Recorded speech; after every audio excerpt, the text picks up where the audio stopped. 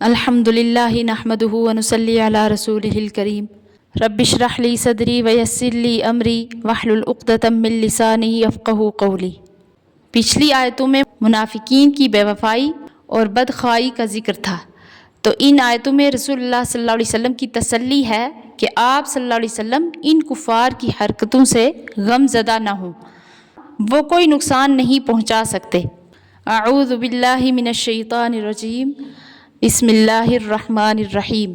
ولا يحزنك الذین یسارعون فی الکفر، اور غم میں نہ ڈالیں تجھ کو وہ لوگ جو دوڑتے ہیں کفر کی طرف۔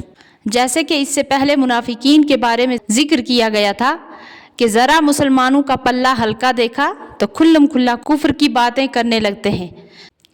انہم لن یضروا اللہ شیئا، کہ بے شک وہ ہرگز اللہ کو نقصان نہیں پہنچا سکتے کچھ بھی۔ تو اس لیے آپ کو یہ غم نہیں ہونا چاہیے کہ ان کی حرکتوں سے اللہ کے دین کو ضرر پہنچے گا، اور اگر آپ کو خود ان کافروں کا غم ہو کہ یہ بد نصیب کیوں جہنم کی طرف جا رہے ہیں، تو بھی آپ صلی اللہ علیہ وسلم غم نہ کریں، کیونکہ یرید اللہ الا یجعل لہم حظا فی الآخرہ، اللہ چاہتا ہے کہ ان کو فائدہ نہ دے آخرت میں۔ وَلَهُمْ عَذَابٌ عَظِيمٌ، اور ان کے لیے عذاب ہے بڑا۔ ان الذین اشتروا الکفر بالایمان لن یضروا اللہ شیئا، کہ جنہوں نے خریدا کفر کو ایمان کے بدلے وہ نہ بگاڑیں گے اللہ کا کچھ بھی۔ وَلَهُمْ عَذَابٌ علیم، اور ان کے لیے دردناک عذاب ہے۔ وَلَا يَحْسَبَنَّ الَّذِينَ كَفَرُوا أَنَّمَا نُمْلِي لَهُمْ خَيْرٌ لِأَنفُسِهِمْ، اور یہ ہرگز نہ سمجھیں کہ کافر کو جو ہم مہلت دیتے ہیں کچھ، کہ یہ بہتر ہے ان کے حق میں۔ انما نملی لہم لیزدادوا اثما، ہم تو مہلت دیتے ہیں ان کو تاکہ ترقی کریں وہ گناہ میں۔ ولہم عذاب مہین، اور ان کے لیے عذاب ہے ذلیل کرنے والا، یعنی اگر ان کو دنیا میں عذاب نہ بھی ملے تو آخرت میں ان کے لیے رسوا کرنے والا عذاب ہوگا۔ ما کان اللہ لیذر المؤمنین، اللہ وہ نہیں کہ چھوڑ دے مسلمانوں کو علی ما انتم علیہ، اس حالت پر جس پر تم ہو، حتی یمیز الخبیث من الطیب، جب تک کہ جدا نہ کر دے ناپاک کو پاک سے۔ یعنی اللہ تعالیٰ فرق کرنا چاہتے ہیں کہ آپ میں سے مسلمان کون سا ہے اور منافق کون سا ہے، اسی لیے اللہ تعالیٰ آپ پر مصیبت بھیجتے ہیں، کیونکہ آپ میں امتیاز اور فرق کرنا مصیبتوں اور مشکلات ہی کے پیش آنے پر پوری طرح ہو سکتی ہے۔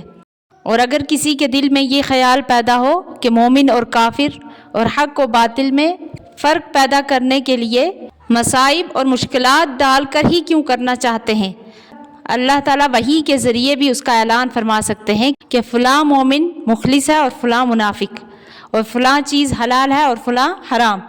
تو اس کا جواب یہ ہے وَمَا كَانَ اللَّهُ لِيُطْلِعَكُمْ عَلَى الْغَيْبِ وَلَكِنَّ اللَّهَ يَجْتَبِي مِن رُّسُلِهِ مَن يَشَاءُ، اور اللہ نہیں ہے کہ تم کو خبر دے غیب کی، لیکن اللہ چھانٹ لیتا ہے اپنے رسولوں میں جس کو چاہتا ہے۔ یعنی پیغمبروں کو اللہ تعالیٰ غیب کی خبروں کی اطلاع دیتے ہیں، تو آپ پیغمبر نہیں ہیں اس لیے ایسے امور کی تمہیں اطلاع نہیں دی جا سکتی۔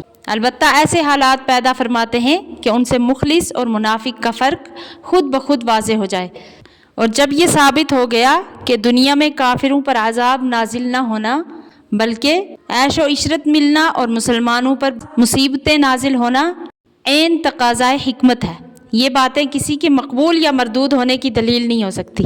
فآمنوا، تو پس تم ایمان لاؤ، باللہ اللہ پر، ورسلہ اور اس کے رسولوں پر، وَإِن تُؤْمِنُوا اور اگر تم ایمان لائے، وَتَتَّقُوا اور پرہیزگاری پر رہے، فَلَكُمْ أَجْرٌ عَظِيمٌ تو پس تمہارے لیے بڑا ثواب ہے۔